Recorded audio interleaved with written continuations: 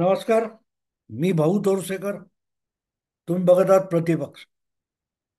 मित्रांनो, महाराष्ट्राचं जे एकूण राजकारण आहे त्याचे निकाल जर बारकाईने अभ्यासले विधानसभेचे, तर एक गोष्ट लक्षात येते की महाराष्ट्रातल्या सामान्य मतदाराने आज जे सहा पक्ष दोन आघाड्यांमध्ये विभागले गेलेले आहेत, म्हणजे महायुती आणि महाविकास आघाडी, या दोन गटात विभागले गेलेले जे पक्ष आहेत सहा, तीन इकडे तीन तिकडे, त्यांनाच प्रमुख प्रतिस्पर्धी मानलेलं आहे. आणि त्यांच्या पलीकडे कुठच्याही तिसऱ्या पक्षाला महाराष्ट्राच्या राजकारणात निदान पुढली काही वर्ष अजिबात वाव नाही, अशी परिस्थिती मतदारांनी निर्माण करून ठेवली. हे मी आज तुम्हाला समजावण्याचा प्रयत्न करणार आहे. याचं कारण तुमचे राज ठाकरेंचा पक्ष असो, अ, समाजवादी पक्ष असो, किंवा इतर पक्ष असो, किंवा धुळदाण उडालेली महाविकास आघाडी असो, यांना जर राजकारणात तग धरून राहायचं असेल, आपलं अस्तित्व टिकवायचं असेल, तर कुठल्या गोष्टींचा गंभीरपणे विचार केला पाहिजे याचं एक प्रकारे विवरण मी आज देणार आहे. एकूण महाराष्ट्रातल्या मतदानाची विभागणी आपण बघितली तर जवळजवळ 85% मतदान, 82-85% मतदान हे महाविकास आघाडी किंवा महायुती यांच्या वाट्याला गेलेलं आहे. मला वाटते 44, 45, 47% काहीतरी मतदान हे महायुतीला मिळालेलं आहे. आणि त्याच्या 36-38% काहीतरी महाविकास आघाडीला मिळालेलं आहे. म्हणजे हे मतदान एकत्रित महायुती आणि महाविकास आघाडी यांचं एकत्रित मतदान हे 80%च्या पुढे जातं. आणि त्यानंतर समाजवादी पक्ष, ओवायसीचा पक्ष, त्यानंतर वंचित बहुजन आघाडी, राज ठाकरेंचा पक्ष, मग बहुजन काय ते बच्चू कडूंचा प्रहार, विनय कोरेंचा समाज काय तो जनसुराज्य, किंवा इतर आम आदमी पार्टी, बीएसपी वगैरे वगैरे सगळे पक्ष एकत्र केले तर त्यांना अपक्षांसकट मिळालेलं मतदान हे 20%च्या खाली आहे. आणि याला मी महत्व एवढ्यासाठी देतो की बाकीची सगळी मतं, 80%पेक्षा अधिक मतं ही दोन गटामध्ये विभागली गेलेली, दोन गटामध्ये. आणि त्याला महत्व एवढ्यासाठी आहे की मतदार या दोन गटामध्ये थेट स्पर्धा आहे असं गृहीत धरतो. आणि 80% मतदार उरलेल्या सगळ्या छोट्या मोठ्या प्रादेशिक पक्षांकडे साफ दुर्लक्ष करतोय. ही गोष्ट समजून घेतली पाहिजे. हे मी का समजून सांगतोय तुम्हाला की 1966 साली स्थापन झालेली शिवसेना ही मुंबई महापालिकेमध्ये, ठाणे महापालिकेमध्ये चांगलं यश मिळवायची.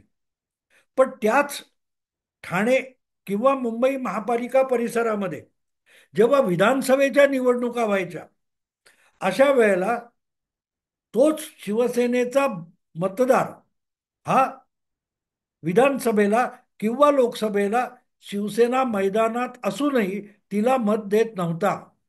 1970 साली जेव्हा परळ या विधानसभा मतदारसंघाची पोटनिवडणूक झाली, कृष्णा देसाई यांच्या हत्येमुळे ती निवडणूक पोटनिवडणूक झाली. आणि त्यावेळेला सगळ्याच्या सगळ्या राजकीय पक्षांनी, सगळ्याच्या सगळ्या, जनसंघ वगळता सगळ्याच्या सगळ्या राजकीय पक्षांनी, काँग्रेस सकट,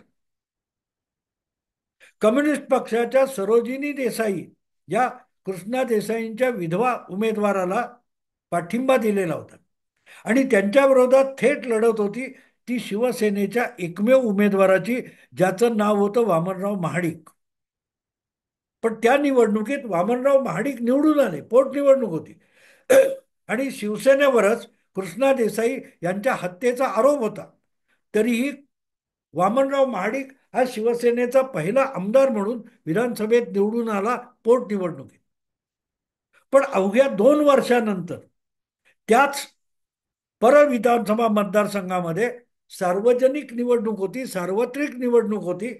आणि तिथे त्याच वामनराव महाडिकांचा काँग्रेसच्या गजानन लोके या उमेदवाराने पराभव केला. पुढे सार्वत्रिक निवडणुकीत शिवसेनेला विधानसभेत पाठवण्याची गरज नाही असं त्या मतदाराला वाटत होतं, ज्याने 1.5 वर्षापूर्वी सगळे विरोधी पक्ष असतानाही एकट्या शिवसेनेला निवडून दिलं.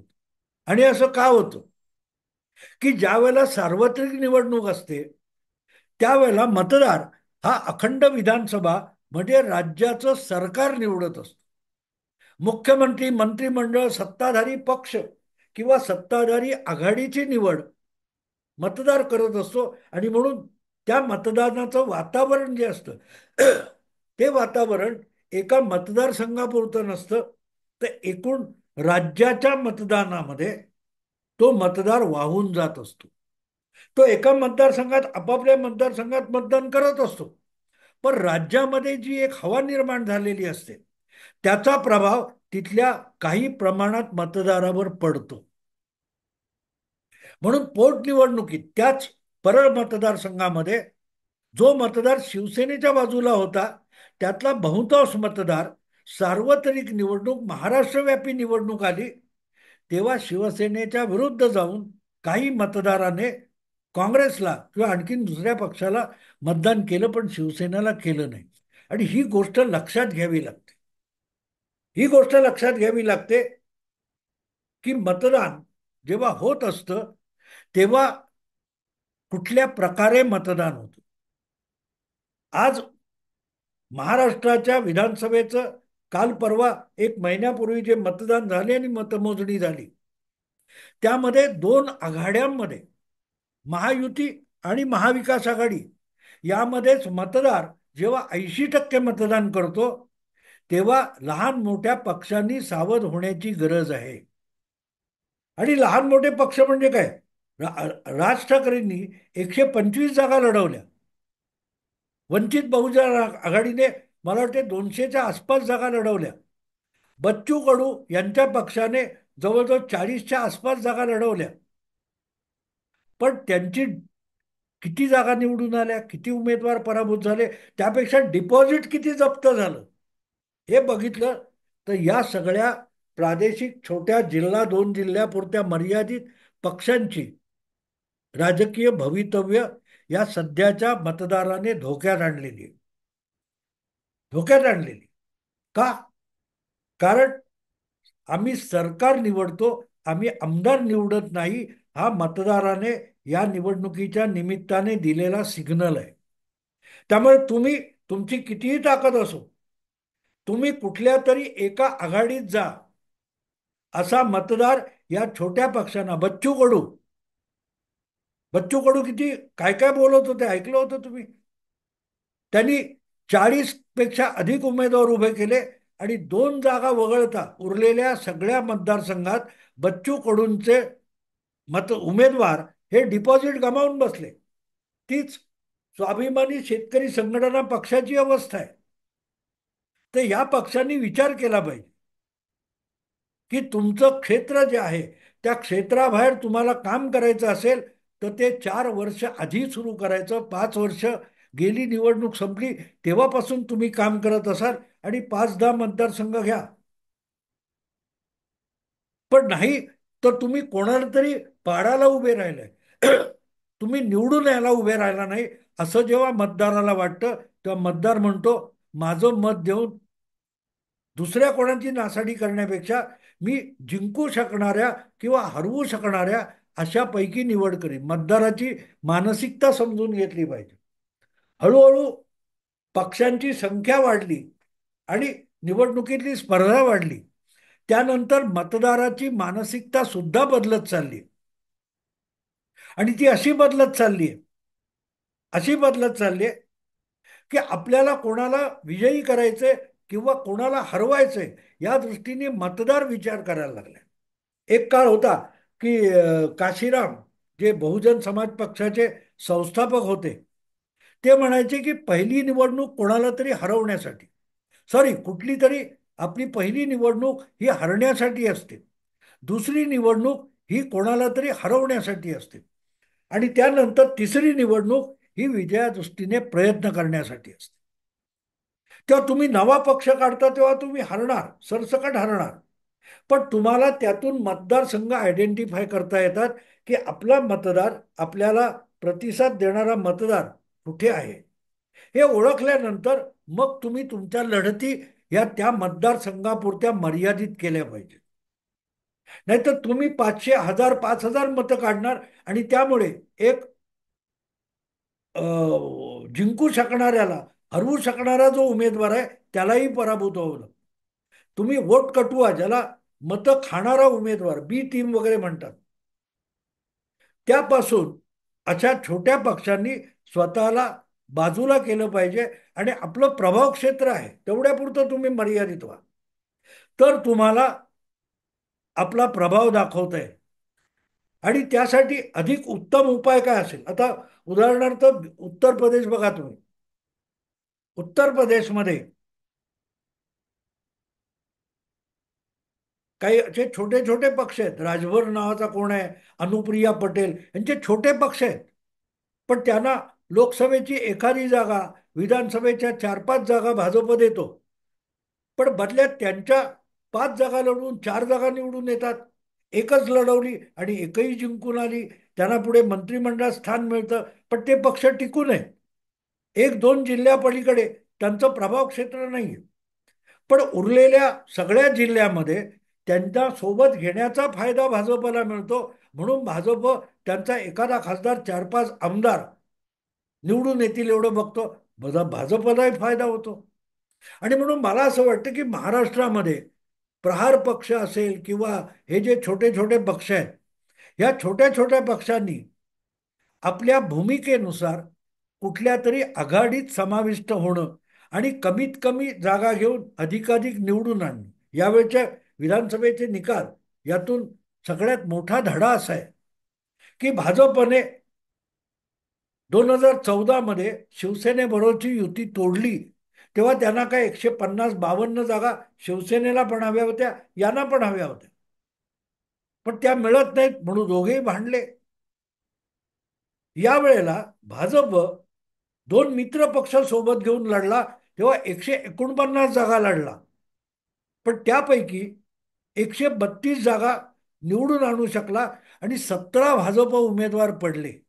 149 पैकी 132 निवडून आले, त्यामध्ये 17 उमेदवार पडले आणि एकाचही भाजप उमेदवाराचं डिपॉझिट गेलं नाही. लक्षात घ्या, भाजप मजबूत कसा होतो याचा अभ्यास केला तर उरलेल्या पक्षांना भाजपच्या स्पर्धेमध्ये उभं कसं राहायचं हे कळेल. आणि या गडबडीमध्ये लक्षात घ्या, या गडबडीमध्ये कमीत कमी जागा लढून अजितदादा अधिक आमदार निवडून आणू शकले. एकनाथ शिंदे गेल्या 5 वर्षापूर्वी शिवसेना जितक्या जागा लढली त्यापेक्षा खूप कमी जागा लढले.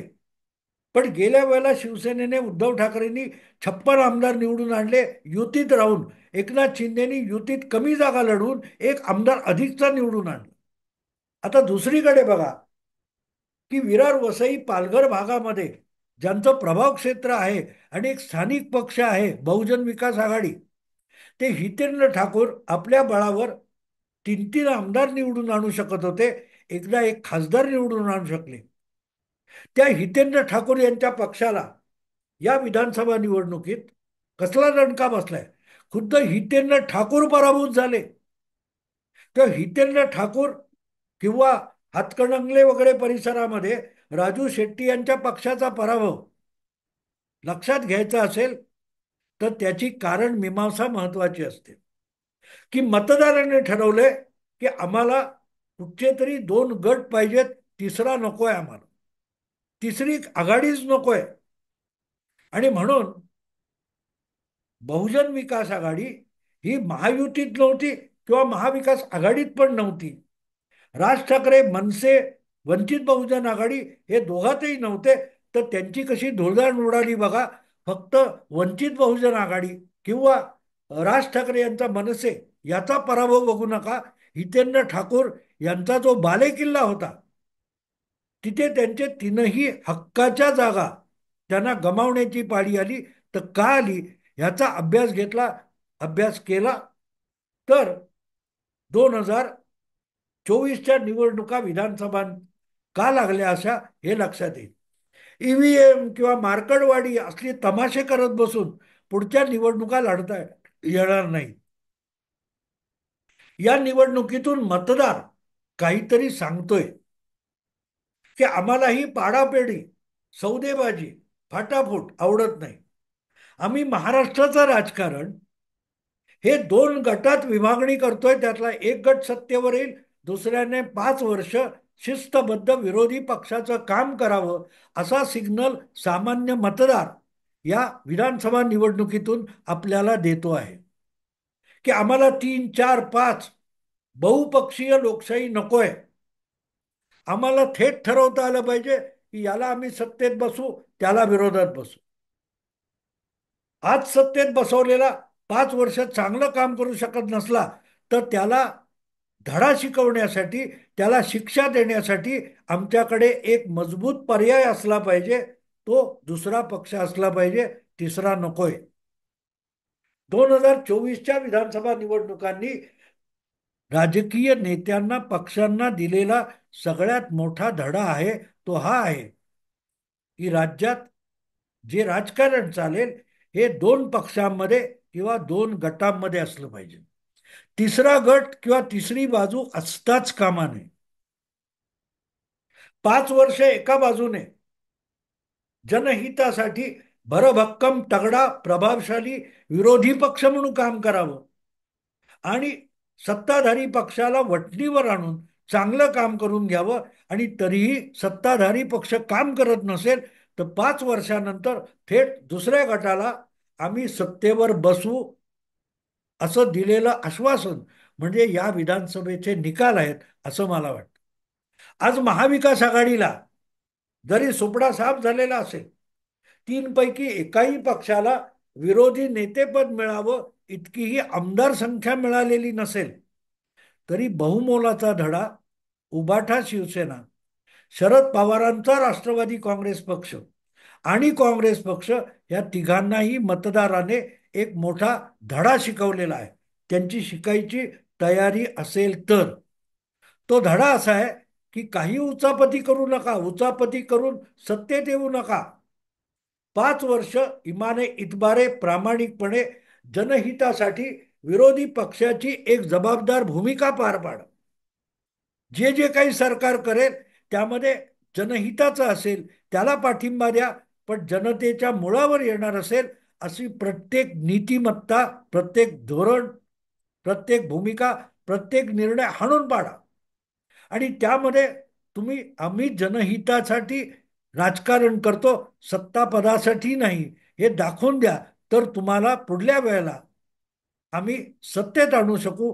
हे मतदाराने दिलेलं आश्वासन म्हणजे विधानसभेचा निकाल आहे.